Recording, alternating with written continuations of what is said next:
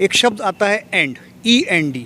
तो उसको मैं डिफ़ाइन करना चाहूँगा आप लोग के लिए भी, विद्यार्थियों के लिए भी, कि एफर्ट नेवर डाइज़। ये हमेशा याद रखना चाहिए कि प्रयास कभी ख़त्म नहीं होते हैं। पर आवासीय विद्यालय में क्या होता है कि बच्चा 24 घंटे हमारी निगरानी में है और मोस्टली वही विद्यार्थी आते हैं जो थोड़ा सा नटखट या शैतान होते हैं। CBSE बोर्ड ने जैसे ही नतीजे जाहिर किए, पूरे देश भर में खुशी का आलम दौड़ पड़ा। जो बच्चे साल भर से मेहनत कर रहे थे, उनका रिज़ल्ट देखते ही उनके साथ साथ उनके परिवार वाले, उनके अभिभावक, उनके भाई बहन और उनके प्रियजन जिन्होंने भी उनके रिज़ल्ट को देखा, सुना, समझा, सब में खुशी की लहर दौड़ पड़ी और आगे की पढ़ाई के लिए उनकी रणनीति जो है वो तैयार हुई। जिस विद्यालय से उन्होंने पढ़ाई की, उन विद्यालय वालों के अंदर भी एक उत्साह जगा कि हाँ, उनके यहाँ जो भी शिक्षा दी जाती है, जो बच्चे पढ़ के पास आउट होते हैं, उनमें एक डिसिप्लिन का माहौल होता है और गुणात्मक एक शिक्षा का माहौल होता है, जिसके परिणाम स्वरूप ये CBSE का रिज़ल्ट है। रिज़ल्ट बहुत बेहतर रहा है और इसमें बच्चों ने बहुत अच्छा परफॉर्मेंस किया है। इस वक्त मैं मोतिहारी के बालगंगा स्थित MS मेमोरियल विद्यालय परिसर में हूँ, जो पूर्णतः एक आवासीय विद्यालय है और हमारे साथ इस वक्त इस विद्यालय के प्राचार्य श्री सतनाम सिंह सर मौजूद हैं।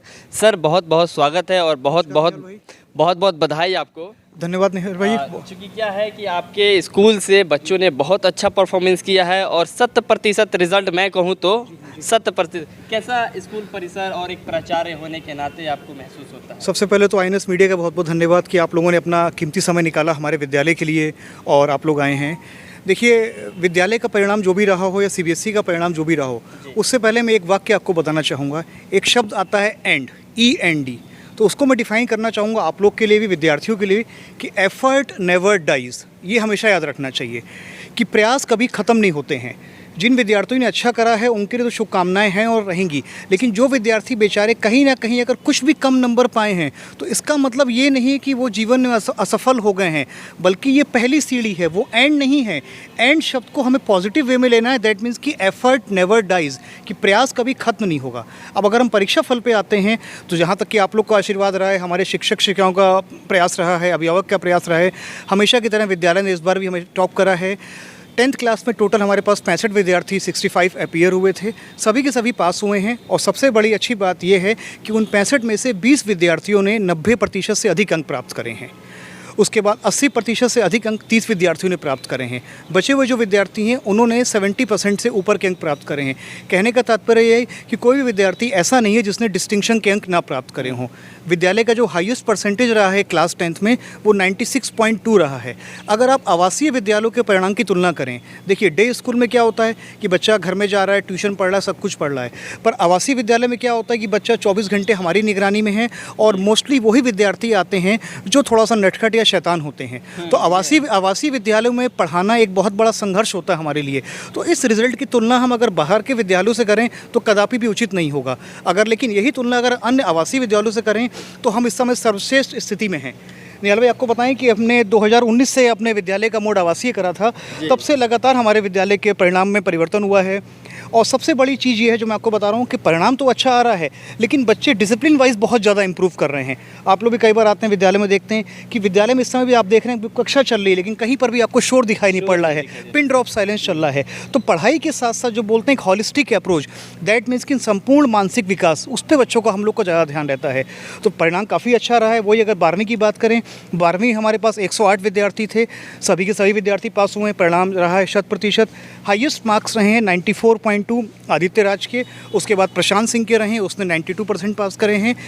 13 विद्यार्थी ऐसे हैं जिन्होंने 90% से अधिक अंक प्राप्त करे हैं। बायो, कॉमर्स, साइंस और आर्ट्स सभी स्ट्रीम में किसी विद्यार्थी के 85% से कम मार्क्स नहीं रहे। तो ये विद्यालय के लिए एक उपलब्धि कहा जाएगा, क्योंकि अभी हम लोगों ने विद्यालय को आवासीय 3 साल पहले ही करा है, उसके बाद कोरोना भी आ गया, परंतु अभिभावक, आप मीडिया प्रभारी लोगों का, शिक्षक शिक्षिकाओं का इतना सहयोग रहा कि विद्यालय का परिणाम उच्चतम स्तर पे है और इसको और अधिक सुधार करने का प्रयास करेंगे। सर, यही सवाल है मेरा, चूँकि आप लोगों ने पूर्णतः आवासीय किया, तो इसमें सबसे बड़ा जो चैलेंज आता है वो कहीं ना कहीं ये आता है कि जो भी नटखट बच्चे आते हैं, तो ये डिसिप्लिन जो आप लोग सिखाते हैं, बताते हैं ताकि वो अपनी लाइफ में आगे बढ़े, ये कितना मायने रखता है? देखिए, मैंने आपसे कहा ना सर कि एफर्ट नेवर डाइज, हमको कहीं हार नहीं माननी है। अगर हम भी अब यही हार मान ले, देखिए जो दिन के विद्यालय होते हैं उसमें अध्यापक के पास, प्राचार्य के पास एक बहाना होता है, वेरी फ्रेंकली कहा जाए कि बच्चा सिर्फ 6 घंटे हमारे पास है, 18 घंटे माता पिता के पास है। आप समझिए यहाँ तो बच्चा 24 घंटे हमारे पास है, तो बच्चे के माता पिता भी हम ही हैं, ट्यूशन टीचर भी हम ही हैं, शिक्षक भी हम ही हैं, दोस्त भी हम ही हैं। तो बच्चों के साथ हमको एक ऐसा माहौल बनाना पड़ता है कि आपसी सामंजस्य बना रहे और बच्चा हमारे साथ इन्वॉल्व हो। बच्चा हमसे डरे लेकिन वो डर आंखों का हो, ना कि वो डर छड़ी का हो। और आप लोग का आशीर्वाद है, आप लोग का सहयोग है कि अब हमारे विद्यालय अगर आप लोग आके देखेंगे, कभी शाम को आके देखेंगे तो आपको लगता है कि एक बड़ा परिवार है। आपको लगेगा नहीं कोई विद्यालय या स्कूल चल रहा, लगता है कि बड़ा परिवार है, बड़े परिवार के सदस्य हैं आपस में। आप बच्चों का ड्रेस कोड देखेंगे शाम का, तो हमने शाम का ड्रेस कोड बच्चों का कुर्ता पजामा रखा है।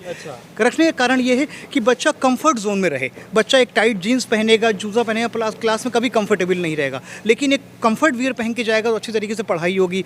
जहाँ तक कि विद्यालय के शेड्यूल का सवाल है, तो विद्यालय के शेड्यूल ही हमने इस तरीके से बनाया है कि विद्यार्थी के पास इतना समय ही नहीं होता है वो किसी भी प्रकार की शैतानी में इन्वॉल्व हो सके। ऐसे ही मैंने बताया आपको कि मैक्सिमम पेरेंट्स जो यहाँ दाखिला कराते हैं वो किस लिए कराते हैं, सिर्फ पढ़ाई के लिए नहीं। आवासीय विद्यालयों में हम लोग भी अपने बाहर देहरादून में पढ़ने गए थे, या आप लोग भी बाहर देहरादून वगैरह में नैनीताल में पढ़ने जाते हैं, और भी यहाँ के लोग बच्चों को भेजते हैं जयपुर, अजमेर वगैरह, किस लिए कि बच्चे में कुछ अलग ग्रोथ दिखाई पड़े। अगर कॉमन ग्रोथ चाहिए फिर तो मोतिहारी, पटना, कहीं पर भी बच्चा जहाँ रेगुलर रह पढ़ सकता है, बट अलग ग्रोथ के लिए हम लोग को क्या एक अलग एटमॉस्फेयर चाहिए होता है। वो एटमॉस्फेयर डेवलप होता है जब बच्चे के साथ हम 24 घंटे रहेंगे, वो हमको समझेगा, हम उसको समझेंगे और उसके साथ एक फ्रेंडली एटमॉस्फेयर डेवलप करेंगे। तो हमारा पूरा प्रयास ये रहता है कि एक डिसिप्लिन वे बच्चे के साथ रह जाए। और इसमें सबसे बड़ा योगदान अगर आप जानना चाहेंगे तो सिर्फ एक ही व्यक्ति का है, वो है हमारे विद्यालय के निदेशक डॉक्टर सीवी सिंह साहब। हालांकि आप सब लोग तो हम सबसे पहले से जानते हैं कि वो अपने आप में ऐसी एक व्यक्तित्व हैं कि जिनके बारे में जो भी कहा जाए वो कम रहेगा और वो एक मिथ्या रहेगी। तो उनके मार्गदर्शन में, उनके निर्देशन में जो भी दिशा निर्देश हम लोग को मिलते हैं उसका पालन कर रहे हैं, और आज उन्हीं के प्रयासों के फलस्वरूप हमारा विद्यालय चंपारण का नंबर 1 विद्यालय बन सका है। कहीं ना कहीं ये बहुत इम्पोर्टेंट बात है कि डॉक्टर सीबी सिंह सर जो हैं वो काफ़ी एक डिसिप्लिनरी पर्सन है, और सारे यहाँ जो भी लोग उनको जानते होंगे वो जानते होंगे कि वो डिसिप्लिन को कितना तवज्जो देते हैं, और वो चाहते हैं कि ये जो विद्यालय परिसर में जो भी बच्चे अगर आसपास के क्षेत्रों से आगे पढ़ाई करते हैं तो कहीं ना कहीं एक डिसिप्लिन का जो है उनके अंदर में ये है। सर, अभी जो बच्चे पास आउट हुए हैं तो किस तरह की उम्मीदें रही थी और किस तरह का रिज़ल्ट आया है? जी हाँ, देखिए उम्मीद हमको जो रही थी बिल्कुल उसके मुताबिक रिज़ल्ट रहा है। सिर्फ थोड़ा सा फ्लक्चुएशन ये हुआ है कि जो मार्क्स का ऐड ऑन और ऐड इन है वो सीबीएसई की तरफ से किया गया, वो हम लोग को उसकी जानकारी नहीं होती है। सिर्फ इतना सा डिफरेंस है, अदरवाइज़ जो हमारी बच्चों से अपेक्षा थी, बच्चे उसी अपेक्षा में खरे उतरे हैं। हमारे शिक्षकों ने जी तोड़ मेहनत करी है। आपको विश्वास नहीं होगा, किसी विद्यालय में प्री बोर्ड परीक्षा आप सब भी जानते होंगे 1 या 2 ही होती हैं, मेरे विद्यालय में 4 प्री बोर्ड परीक्षा हुई हैं।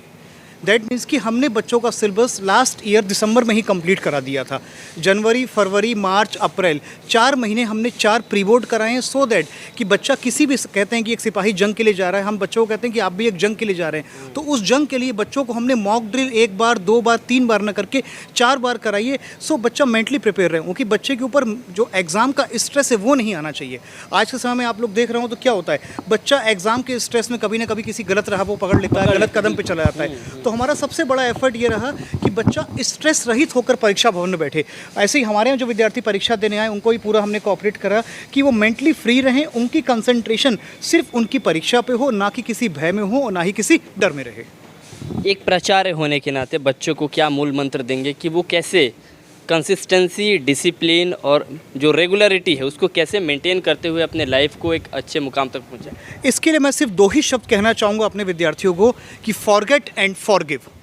फॉरगेट का मतलब जो हो गया उसको आप भूल जाइए, उस पर माथापच्ची करने से, उसके बारे में सोचने से कुछ फ़ायदा नहीं। और फॉरगिव का मतलब ये होता है कि जो कोई भी आपके साथ, भगवान न करे, अच्छा हुआ, गलत हुआ, जो भी हुआ, उसको आप माफ़ कर दीजिए। अगर ये 2 मूल मंत्र हमेशा याद रखेंगे, फॉरगेट एंड फॉरगिव, तो मुझे नहीं लगता कि आपको सफल व्यक्ति बनने से या सफल नागरिक बनने से दुनिया की कोई भी ताकत रोक सकती है। बहुत बहुत शुक्रिया, आपने अपना कीमती वक्त हमारे लिए निकाला, जिसके लिए INS24 न्यूज़ की टीम आपका आभार करती है। साथ ही ये जो आप देख रहे हैं कि जैसे CBSE बोर्ड ने रिज़ल्ट डिक्लेयर किए हैं, उसके बाद में शिक्षकों में जितनी ऊर्जा है और बच्चों के प्रति उनका एक जो भावनात्मक लगाव है कि कैसे वो अपने जीवन में सफल बने और क्या मूल मंत्र हो सकता है। कई बार ऐसा देखने को मिलता है कि परिणाम से बच्चे और उनके अभिभावक उतने संतुष्ट नहीं हो पाते हैं जितने उनकी उम्मीदें रहती हैं, लेकिन इसको आगे लेके जाना है तो उसके लिए कहीं ना कहीं आपको पॉजिटिव वे में आगे बढ़ना होगा।